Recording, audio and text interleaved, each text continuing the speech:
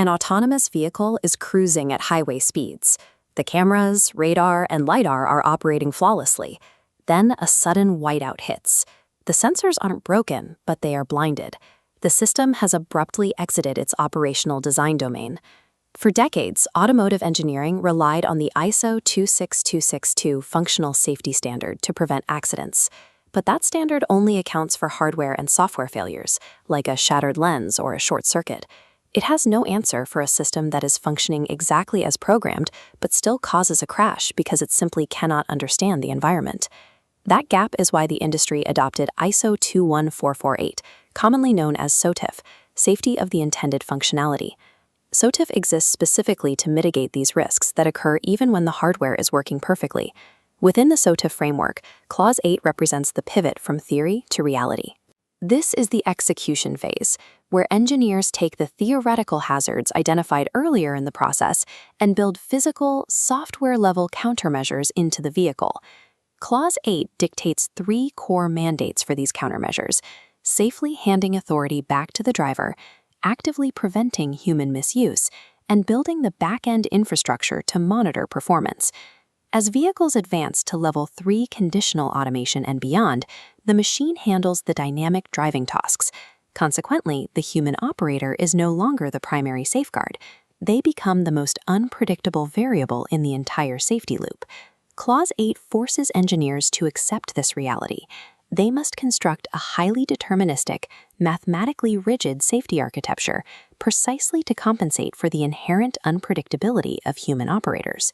When the vehicle detects it is approaching its limit, it must pass control back to the human. Clause 8.3.4 dictates this transfer is a choreographed sequence, moving from normal operation to an impending limit, into a formal transfer request, and finally a fallback state. The core of this sequence is the time budget. UN Regulation R157 dictates that automated lane-keeping systems must give the driver a minimum of 10 seconds of lead time. The system calculates exactly how long a distracted human needs to look up, process the road conditions, and physically retake the wheel. To break through that distraction, the vehicle deploys a multimodal human-machine interface. It starts with visual alerts, flashing ambient lights turning from blue to red, and escalates to specific, urgent audio chimes. If the driver ignores the sights and sounds, the interface escalates to haptic feedback. The system vibrates the seat or delivers a sharp, sudden brake jerk to physically force the driver's attention back to the driving task. Should that 10-second window expire without human intervention, the system assumes the driver is incapacitated. It immediately overrides the transfer sequence and executes a minimum risk maneuver. Level 3 systems like the Mercedes Drive Pilot provide a clear template for this protocol. It activates its hazard lights, steadily decelerates to a complete stop within its current lane, and unlocks the doors to allow access for emergency responders. There are exceptions. If a sudden triggering condition occurs, like debris falling off a truck directly into the vehicle's path, the 10-second time budget vanishes. SOTIF requires the system to bypass the handover and execute immediate autonomous mitigation, such as emergency braking, to reduce the impact severity. Safe authority transfer relies entirely on the machine maintaining responsible, predictable control until it receives definitive input that the human is ready to assume command. Beyond environmental limits, engineers must account for how humans interact with the vehicle. People will naturally misunderstand the automation, intentionally circumvent the safety checks, or place too much trust in the system's capabilities. SOTIF classifies these behaviors as reasonably foreseeable misuse. This image captures the most common misuse: over-reliance. A driver using a Level 2 driver assist feature mistakenly treats it as fully autonomous, taking their hands off the wheel and their eyes off the road while the car is moving. Clause 8.3.5 mandates a layered defense architecture to mitigate these behaviors. It requires manufacturers to build defenses across 4 distinct levels: educating the user, monitoring their state, issuing targeted warnings, and finally, active intervention. Passive education only goes so far. The system must actively police the cabin using a driver monitoring system, continuously analyzing the human's physical state through real-time sensor data. Early monitoring systems relied on steering wheel torque to verify the driver's attention. Users quickly learned to defeat this by attaching artificial weights to the wheel, tricking the software into registering a false human presence. To defeat this circumvention, modern monitoring standards require direct optical tracking. Infrared cameras mounted on the steering column map the driver's gaze and calculate head pose estimation, maintaining accurate tracking even if the driver is wearing sunglasses. This data feeds directly into the warn layer. The moment a software registers the driver's eyes lingering on a smartphone or drifting away from the road, it fires localized, immediate alerts to break the specific distraction. Treating human error simply as a user fault is unacceptable under the SOTIF standard. The engineering architecture itself must preempt, detect, and physically block human behavioral flaws. When warnings are ignored, the defense architecture activates its final ring: intervention. The system must aggressively restrict its own capabilities to protect the vehicle. This begins with strict operational limits.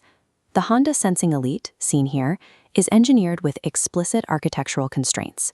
If outside approved highway conditions, the software physically prevents the activation of its Level 3 features, enforcing the boundary between human responsibility and system control. If a driver becomes erratic while the system is active, it initiates functional degradation. It dynamically widens the following distance to the car ahead or restricts the steering authority, creating a larger mechanical safety margin to compensate for the driver's inattention. The ultimate countermeasure against misuse is a forced lockout. If a user repeatedly ignores the monitoring warnings, the software completely revokes their access to the automated driving features. Certain manufacturers currently enforce lockout policies where accumulating multiple forced disengagements results in a mandatory multi-day suspension of the user's autopilot privileges. An autonomous system's ultimate safety test is not just its ability to navigate a physical environment, but having the programmed authority to discipline and override its human operator. Clause 8 specifies that these defenses require rigorous implementation support, meaning the system must have built-in testability, diagnostics, and continuous data monitoring.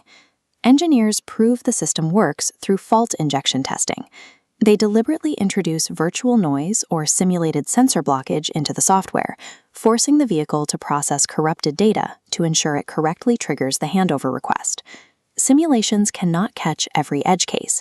To find rare triggering conditions in the real world, manufacturers deploy shadow mode. A background software module processes live sensor data parallel to the active driving module, silently analyzing the road without ever sending a physical command to the steering or brakes. The shadow module compares its own hypothetical decisions against the physical actions of the active human driver. When it registers a discrepancy, like a false positive where it would have braked but the human did not, it logs that specific event and flags the data for analysis. This is reinforced by specialized event data recorders. The moment a critical safety trigger occurs, such as emergency braking or a forced driver disengagement, the vehicle automatically saves the preceding raw sensor outputs and camera feeds. Post-deployment data capture is the only empirical method to discover the unpredictable scenarios that slip through initial engineering simulations. The culmination of these engineering efforts is documented in the specification of SOTIF measures. This document serves as the master blueprint for how vehicles behave in the presence of uncertainty. SOTIF is a continuous feedback loop. Discovered edge cases from field data flow back to the baseline specification, updating engineering requirements. New safety measures require immediate reevaluation. A louder warning might solve distraction, but introduce alarm fatigue, which must be mitigated in the next cycle. The framework acknowledges a hard truth. Creating a flawless, omniscient driving machine is currently impossible. True system safety is achieved by building layered, deterministic safety nets, exactly at the intersection where machine limitations meet human psychology. Clause 8 forces a total reevaluation of how ADAS engineers define safety. The success of highly automated driving depends on treating human imperfection as a core engineering requirement, rather than a user error.